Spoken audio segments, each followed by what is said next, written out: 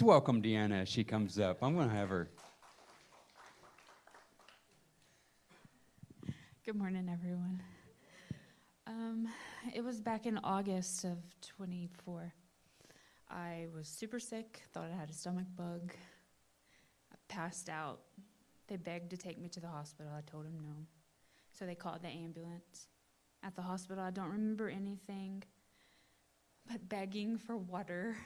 And they told me I couldn't have it because I had become septic. I was the worst of septic you can get. Like, all of my organs were starting to shut down. Well, we live in a little bitty town of only about 4,000 people, but thankfully we have a small Mayo clinic. And so I was life-flighted to the next town over, which is also part of Mayo. And there I spiked 106 fever, and I had to be put in an ice bath. Then they decided that I had to be put on a ventilator because I was not calm. I was very angry. So they put me on the ventilator on that Friday afternoon. And during the middle of the night, I coded. My heart, I don't know, something happened. They were able to see it on my heart monitor, and they were able to get me medicine right away to help. It ended up that I was diagnosed with myocarditis and pericarditis that they said was caused from COVID, and that was why I had become septic. Well, when that happened, they had alerted the head cardiologist at the Mayo Clinic in Rochester. And so I once again was air flighted there and put into ICU,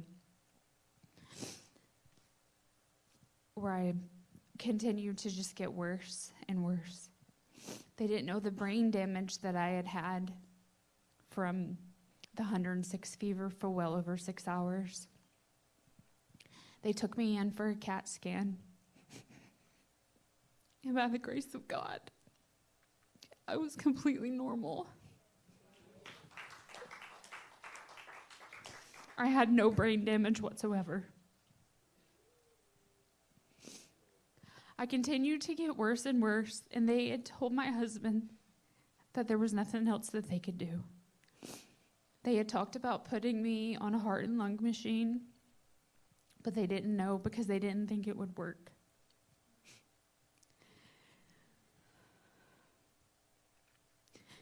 Within, 4 or 2 hours, somewhere around in there, of him being told that they didn't know if I would make it,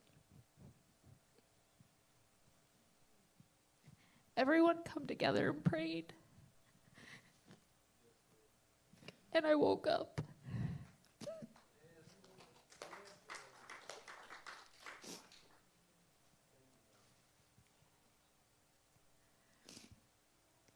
I saw my cardiologist in October for the very first time.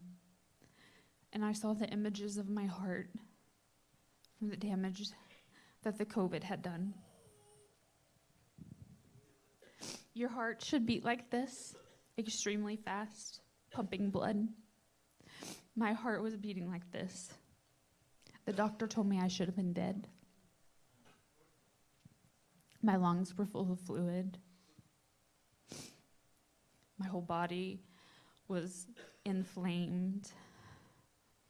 I was diagnosed with multi-system inflammatory, the adult version. Kids get it, and it's very common in kids. I was the first one they saw at the Mayo Clinic with it. So therefore, they really wasn't sure how to treat it. I was on high-dose steroids, which have done damage to my joints, but I'm still alive. I'm believing that God will heal them. Every pain I went through, I told God that I didn't know why, but I trusted Him. and that I knew that whatever it was I was going through was for His glory.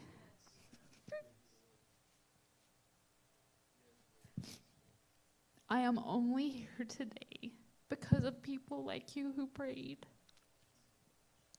Because if someone wasn't standing there in the gap for me, I wouldn't have made it.